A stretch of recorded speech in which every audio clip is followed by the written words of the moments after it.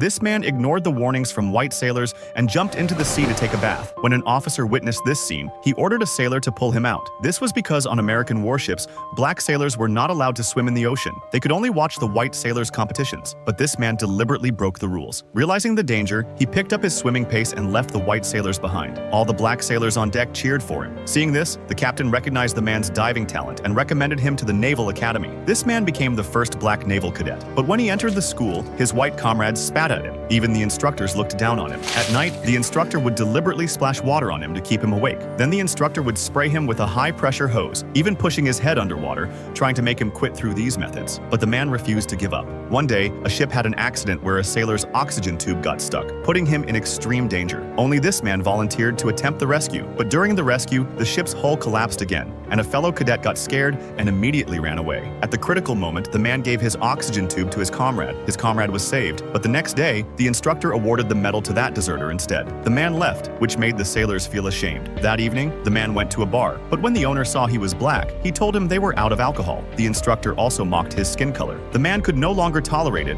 and challenged the instructor. Then the man put on a diving suit, and when water covered his nose, the competition began. The man actually engaged in a breath-holding contest with the instructor. After 5 minutes, the man still looked calm, while the instructor was bleeding profusely and nearly fainting. The referee quickly opened the lid. The man, as a cadet, had defeated his instructor. The principal was furious. He didn't want this black man to graduate from the Naval Academy. So that night, the instructor found the man again, trying to convince him to drop out, but he refused. The instructor angrily smashed the man's radio and warned him. But the next day, the man still went to the examination room. The diving test began. The exam was simple. Just correctly assemble parts underwater to pass. However, the principal ordered the instructor to deliberately cut the man's tool bag. His tools scattered across the ocean floor. After 3 hours, everyone else had completed the exam and climbed up. Only this man was still searching for parts until deep into the night. Everyone thought the man couldn't make it up, so they pulled up the safety rope. But what came up was a fully assembled device. Finally, after 10 hours, the man finally came ashore. He was frozen purple all over. The instructor announced that he had passed the exam. The man successfully graduated. Just as he was about to leave, he saw his repaired radio. He realized this was the instructor's apology.